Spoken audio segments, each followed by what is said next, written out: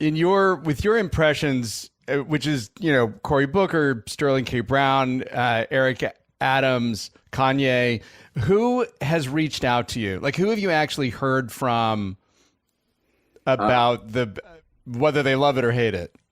Eric Adams. I've heard from. I know he loves it, which is cool because that's one of my favorites for sure. I know Kanye don't like my impression, but I don't care that much. And then there's Cory Booker doesn't like my impression, but his staff likes my impression, so love that.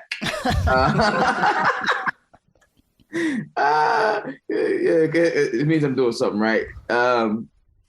Sterling likes my impression now. The first time I did it, he did not like it. He just thought it could be better. And so he texted me. Really? Wow. Yeah. And he never told me that. He just didn't say anything the first time I did it.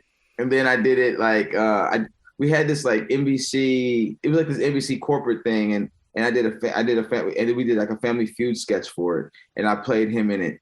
And it was like all NBC family. And then he texted me, he was like, yeah, you got me that time. You got me. I'm like, all right. So it's always nice. Oh, and Stephen A. Smith was really cool about that. And I like that's one of my favorite impressions to do too. So and then Cat Williams. I mean, I haven't heard from Cat, but and I probably won't. But I really love doing that impression a lot. So I mean, most people I've heard from, and they're pretty cool about it for the most part. How did Kanye? Did Kanye tell you directly he didn't like your impression? No, he told me through action.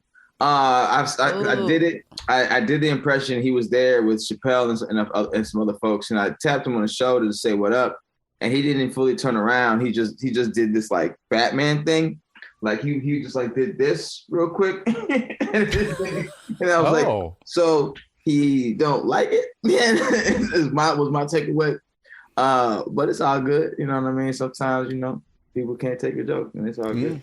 Right. Well, and obviously right now it's like such a delicate situation because, there are people clamoring like, oh, how would SNL interpret what's just been happening within the news? And there's such a much larger, but honestly sad, not funny situation going on with Pete Davidson and Kanye West. And there must have been at some point maybe a conversation be like, no, in all seriousness, we want to take this as we're not going to prod or, stoke the flames. And also for seriousness, treating Pete with respect, treating the situation with respect. Have any of those conversations sort of happened backstage at SNL? Well, when it comes to Ye, I'm always like of the mind that I'll make fun. Look, I was raised joking. You clown. You clown people. That's kind of how we come up. Me and Ye from the same place. We know the same people. But at the same time, there is a serious layer to that situation that I just won't make fun of. Like, I'm not making fun of his mental health. I have my mental health issues myself, so I'm very aware of those things, and I never come from that place of making fun of that specifically.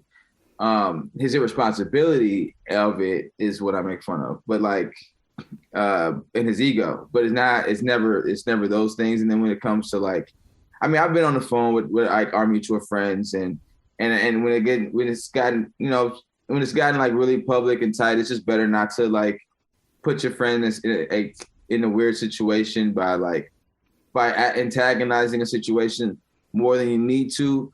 But I'm really tired of sitting on these jokes though. So I hope they figure that out soon, because I ain't got nothing to do with none of this. So you're like, leave me out of this, right? Yeah, man. So I think Pete's handling it well, and he's starting to talk again, and he's handling that well. So I think these jokes gonna start flying soon.